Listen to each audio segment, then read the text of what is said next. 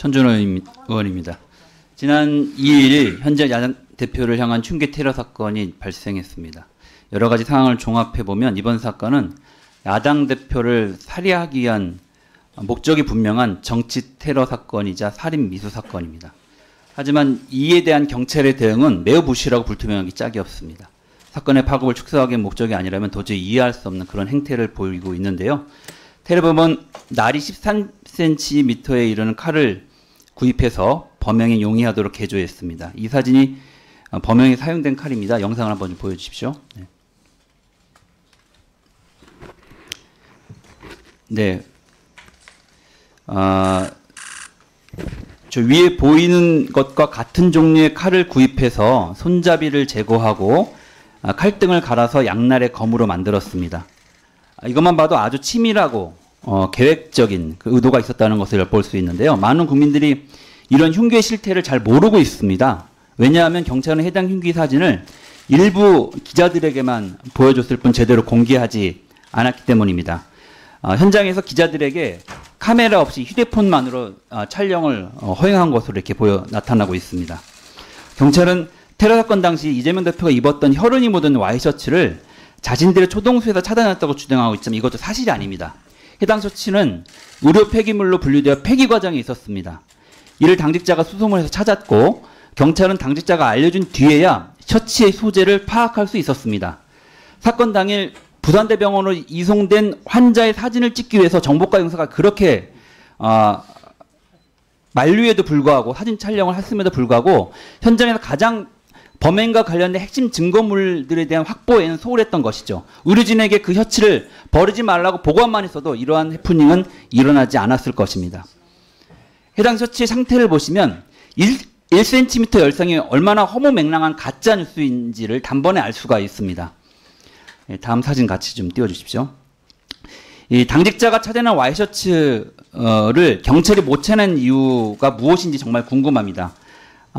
찾지 못했던 게 아니라 찾고 싶지 않았던 건 아닌지요.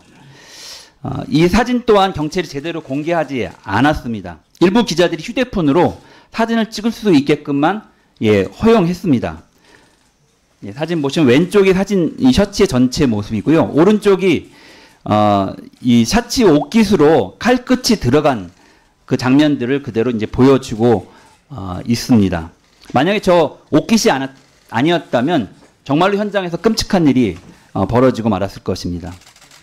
아직도 인터넷에는 이재명 대표를 찌른 것이 흉기가 아니라 나무젓가락이고 종이칼이었다는 음모론이 난무하고 있습니다. 그리고 처음 이 시작은 1cm 열상, 경상, 과도, 출혈량 적은 상태라고 했던 경찰의 허위 보고로부터 시작된 것입니다. 윤희근 경찰청장은 해당 문자를 발송한 것은 국무조정실 산하의 대테러센터라고 책임을 미뤘지만 확인해 보니까 조정실에서는 경찰청이 전파한 문자를 그대로 재전송했을 뿐 해당 문구를 작성한 것은 경찰청이었다는 것으로 답변을 한 바가 있습니다. 화면에 보시는 것과 같은 내용입니다. 오른쪽이 국무조정실에서 답변한 답변 내용입니다. 사후에도 흉기나 셔츠의 사진을 적극적으로 공개했다면 간단히 해소되었을 여러 의혹들이 경찰의 불투명하고 소극적인 태도로 오히려 증폭되고 가짜뉴스가 양산이 되고 국민들 간의 갈등이 번지는 상황이 되고야 말았습니다. 경찰청은 어제서야 저희 의원실에 강력한 요구에 못 이겨서 흉기와 와이셔츠가 포함된 브리핑 사진을 제출했습니다. 와이셔츠 사진 다시 한번 좀 띄워주십시오. 경찰이 사건을 은폐 축소하려 한다는 의혹은 이뿐만이 아닙니다. 경찰은 사건이 발생한 지 단 40분 만에 현장을 물청소했습니다. 아니 목에 칼을 맞은 제1야당 대표가 응급처에 실려갔는데 그분의 생사가 확인되지도 않은 상황에서 이 사건이 살인 미수 사건이 될지 살인 사건이 될지도 결정되지 않은 그 상황에서 경찰은 왜 현장에 모든 증거가 확보됐다고 하면서 현장에 문철선을 시작한 것입니까? 여태까지 대한민국에서 벌어진 살인의 의도를 가지고 칼로 흉기로 목을 찌른 사건에서 40분 만에 현장에 물청소를 한 경우가 있었습니까? 물통과 그리고 걸레를 갖고 와서 청소를 그것도 현장에 있지 않은 장비들을 순찰차로 동원해서 현장을 청소한 이유가 도대체 뭡니까? 도대체 뭘 숨기고 싶었던 거고, 뭘 가리고 싶었던 거고, 무엇을 축소하고 싶었던 것입니까? 묻지 않을 수 없습니다. 과연 누가 국민들에게 의혹을 준필하고 국민들을 분열시키고 갈등을 조장하고 있는 것입니까?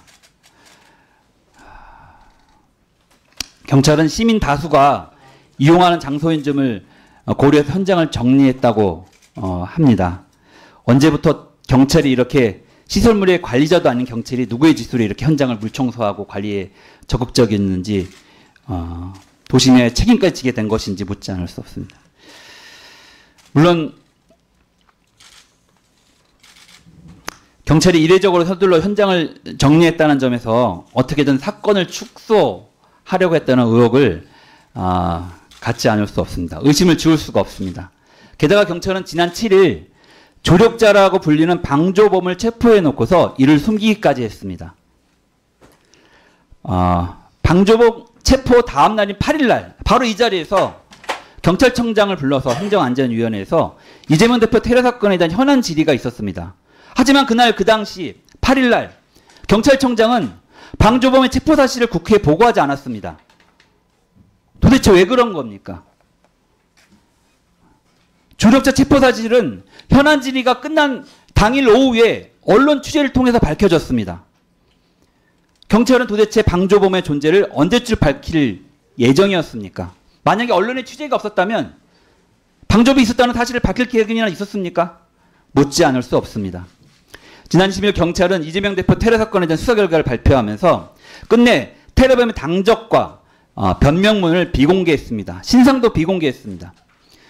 어제는 보도자료를 직접 내서 단적과 변명문을 비공개한 것은 법적 근거에 따른 것이라고 항명했습니다.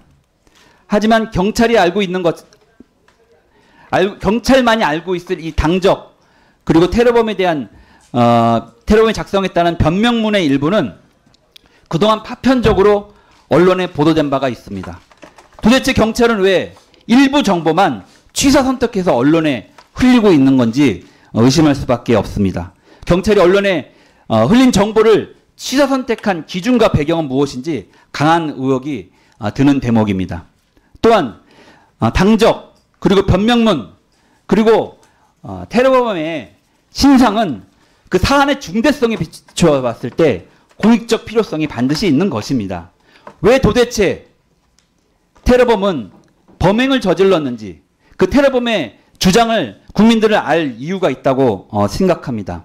그걸 통해서 이러한 범죄가 다시 발생되지 않도록 제2, 제3의 모범 범죄가 이루어지지 않도록 그것을 근원부터 문제를 짚고 대안을 마련해야 될 책임이 사실은 우리에게도 있기 때문에 저는 반드시 그런 내용들이 공개되어져야 한다고 생각합니다. 그래서 위원장님께 요청드립니다.